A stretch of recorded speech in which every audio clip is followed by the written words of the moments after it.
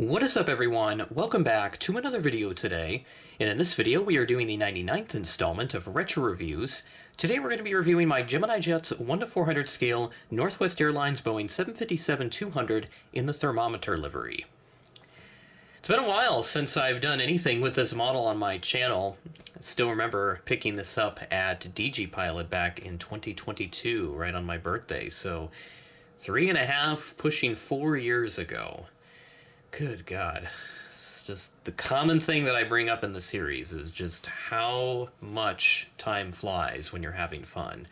And that MSP trip in particular, that was very memorable since, it was a little weekend getaway on my birthday, which, it fell on that weekend, thankfully.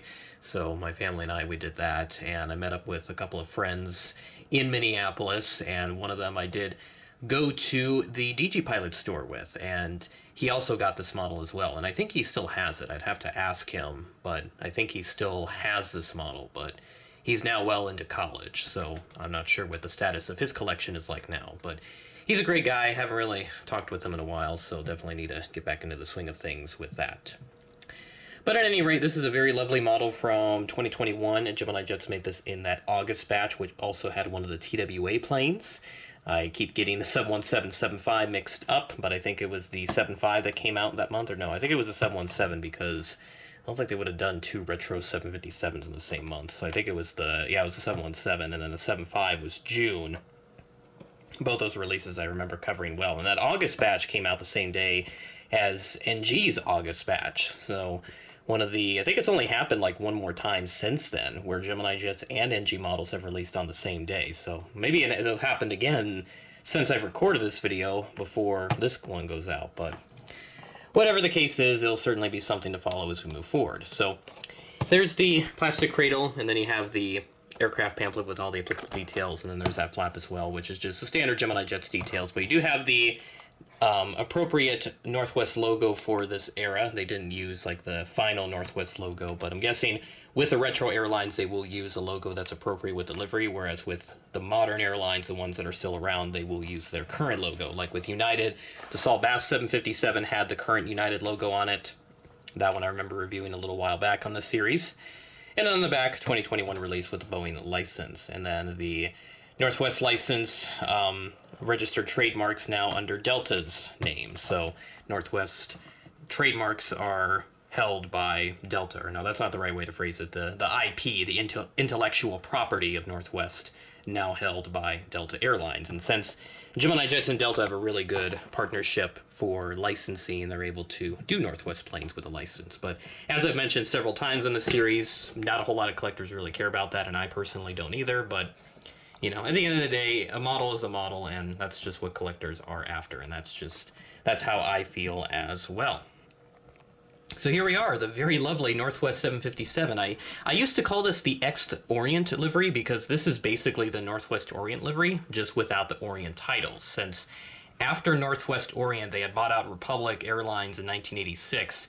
They dropped the Orient name from their branding right around that same time as well. So they just became Northwest Airlines, as they had gained quite a domestic footprint, since that's what Republic mostly had. Now, I'd be curious if Republic had been acquired by Northwest much sooner, like 1980, 1981, right after the Hughes Air West acquisition, because that was when, arguably, Republic, they were at their peak in terms of the number of routes they had, all the destinations they had, because it was a massive network. But as I mentioned before, Republic had a lot of financial trouble, and they couldn't sustain such a huge network with all the planes and the destinations, so they cut a whole bunch of them, and eventually, they held on, but I don't think they would have lasted much longer anyway. So Northwest swooped in, acquired them, and now they're part of the Delta family, as Northwest was merged into Delta in 2008, with the merger completing 2 years later. So here we are. Let's start off with the review. We have the black nose, and then there's a little white section there, and then the cockpit windows, and there is that little sticker there. I think that says Winnipeg. I want to see, I don't know what that sticker is, but to me it looks like it says Winnipeg. I'm going to do a quick Google search real quick just to see if I can find a decent photo of this aircraft with this livery, because This was delivered to Northwest in 1988, which is right before the bowling shoe livery debuted for the airline. But as I scroll through, yeah, I can't really find any good photos that show that sticker on the front. But I think it says Winnipeg of some kind. So definitely interesting to note there. I think I may have mentioned it when I unboxed this model, but definitely fascinating to see that little sticker there.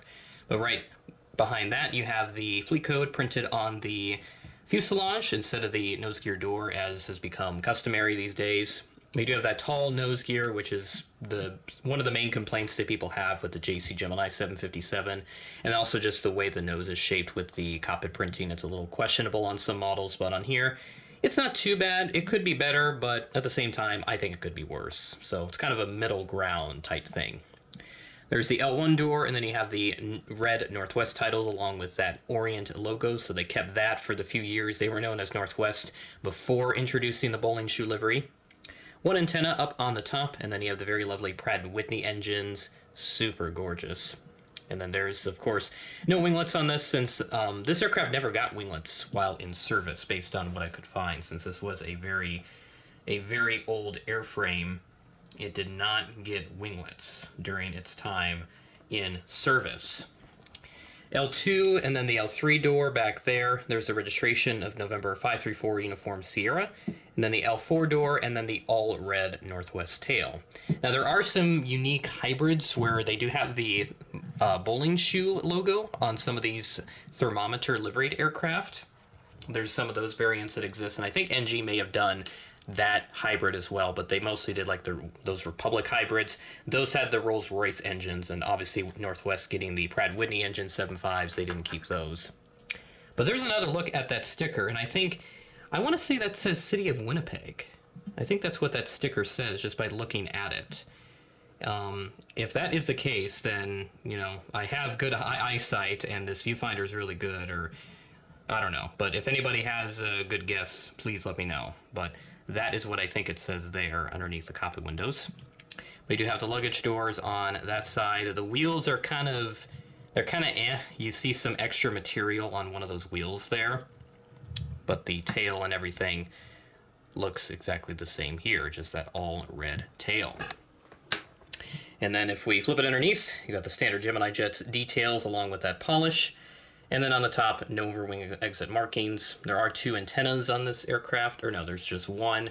The other is just like a white printed detail of some kind. So pretty basic up top there with the molded details, just that one antenna.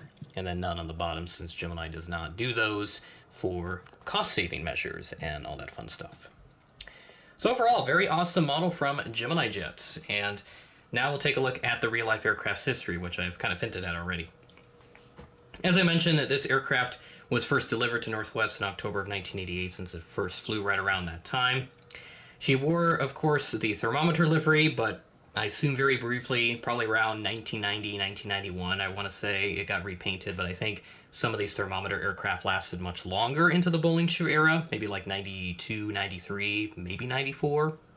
Somebody will have to let me know. Bowling shoe, and then the final livery as well. And there was also a point in time in the 90s that she had an experimental bowling shoe livery. Now, I can't really find a photo that I can use properly here on this video, but what I will say is that it doesn't differ much from the standard bowling shoe livery. It just has that Northwest N logo up front right next to the L1 door. So that's really the only major difference they had. And Northwest had tried several other experimental liveries, like on a DC-9 they had a light blue fuselage on it, and Aero Classics did make a model of that, which I do want to get at some point. But they did have that experimental livery on this airframe for a few years. She went to Delta in January of 2010 amid the merger and did not really fly with them much. She was stored for a time in the fall-winter of 2010 into 2011, put into storage again in 2015, and this aircraft was scrapped in 2016. And that'll do it for this episode of Retro Reviews. Penultimate episode.